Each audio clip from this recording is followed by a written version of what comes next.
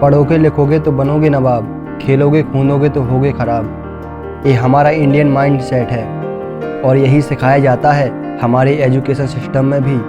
हमारे यहाँ 90% माँ बाप के सिर्फ 3 ही सपने होते हैं।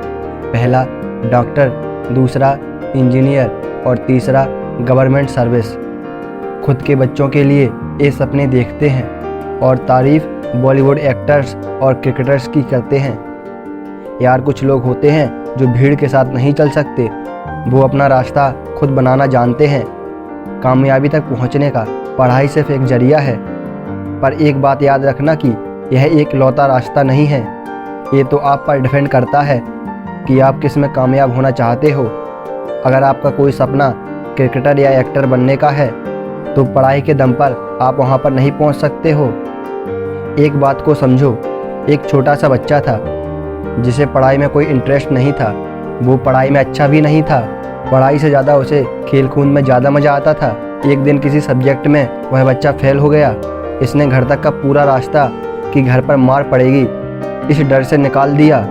घर पर पहुंच के जब उसने अपने पापा को फेल होने की न्यूज़ दी तो उन्होंने पूछा कि बेटा तुम ज़िंदगी में करना क्या चाहते हो। इस बच्चे ने कहा पापा मैं खिलाड़ी बनना चाहता हूँ। आगे चलकर यह बंदा स्पोर्ट में तो नहीं लेकिन बॉलीवुड का खिलाड़ी बन गया, जिसे हम अक्षय कुमार के नाम से जानते हैं। इनके पापा हमेशा कहते थे कि लाइफ में सक्सेस नंबर की वजह से नहीं डिसिप्लिन की वजह से आती है, जिसके अक्षय कुमार लाइव एग्जाम्पल हैं। और शायद इसीलिए स्कूल के बाद कॉलेज से ड्रॉप होने के डिसीजन में उन्होंने अक्षय का साथ दिया। दोस्तों, रियल लाइफ का सक्सेस आपका मार्कशीट देखकर नहीं बल्कि आपका हार्ड वर्क और आपकी डिसिप्लिन देखकर आता है। याद रखना, रियल लाइफ आपकी किताबी दुनिया से काफ़ी अलग होती है। ऐसी एक कहानी इंगवर कामप्रात की। अब आप बोलोगे कि भाई ये कौन है?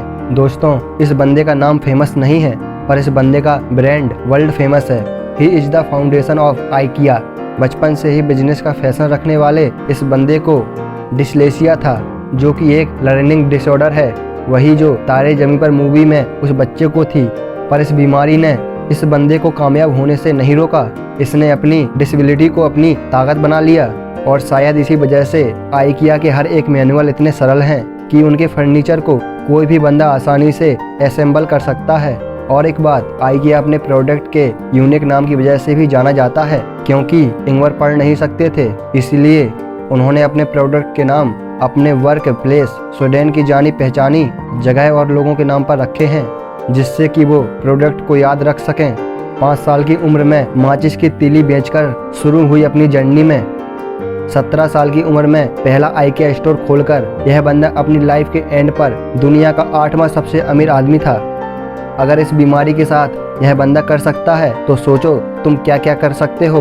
दोस्तों, हर कोई सोने का चम्मच लेकर पैदा नहीं होता, पर अपनी औकात बदलने का मौका हर किसी को मिलता है। और एक ऐसी कहानी इंडिया के सबसे मशहूर comedian the very famous Johnny Lever की।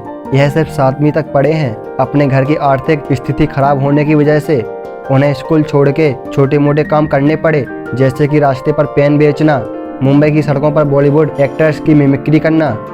हिंदुस्तान यूनिलीवर में काम करते वक्त एक कंपनी समारोह में उन्होंने सीनियर ऑफिसरों की मिमिक्री की थी और तब से जॉनी जानू वाला बन गए जॉनी लीवर।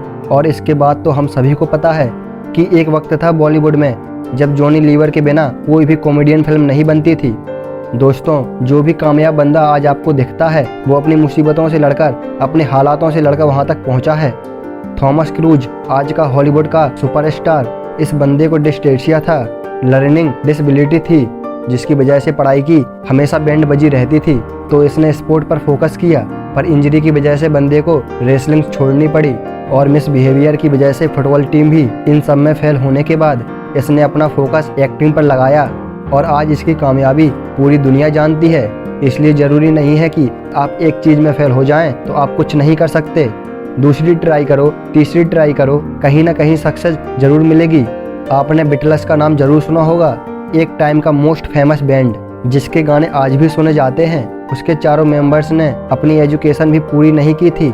एक किताबी जीनियस नहीं थे, ये म्यूजिकल जीनियस थे।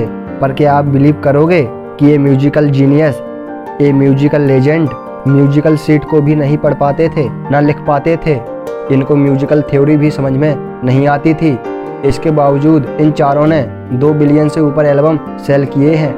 इन स्टोरी को सुनकर लगता है ना कि नथिंग इज इम्पॉसिबल, कुछ भी असंभव नहीं है। And trust me is 100% proof. तो दोस्तों, कर दिखाओ कुछ ऐसा कि दुनिया करना चाहे आपके जैसा। दोस्तों, अगर आपको हमारी वीडियो अच्छी लगती हैं तो कमेंट करके बताइए, और अगर आपने अभी तक हमारे चैनल को सब्सक्राइब नहीं किया है तो सब्सक्राइब कर लीजिए।